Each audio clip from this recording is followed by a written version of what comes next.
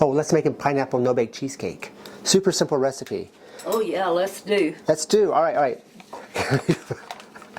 In this bowl here, we have 1.5 cups of graham cracker crumbs. To that, we're going to add 1/4 cup of packed brown sugar. Just going to kind of give that a little mix that in just a tad bit. I was laughing, Mom accidentally put part of the camera stand into the cream cheese. Just the leg. Just the leg. It's all good. All right, now to this, we're going to add 1/2 cup of melted butter. Gotta mix that in really well. All right, once we get that all mixed together, we're going to take a 9x13 baking dish. Pour that in. You want to make sure all your graham crackers are nice and coated with the butter.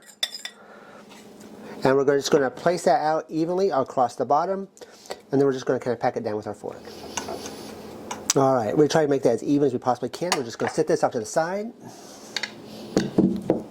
In our big mixer here, we're going to add 8 ounces of cream cheese. And our cream cheese has been softened to room temperature.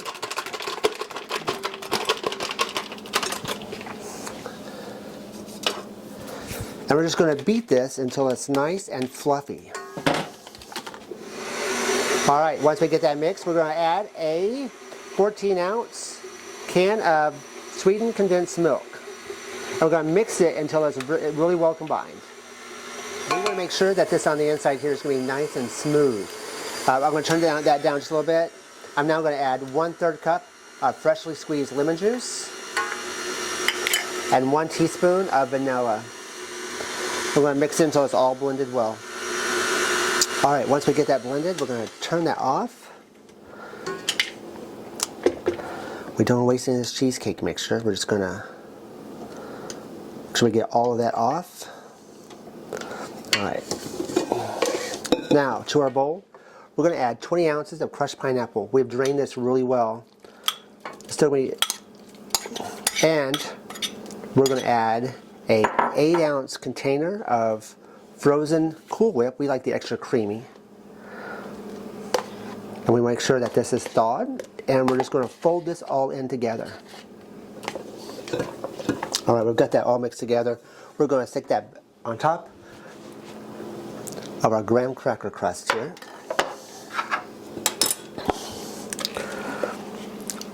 I always like to start from the center and move out. I know everyone does theirs a little bit different.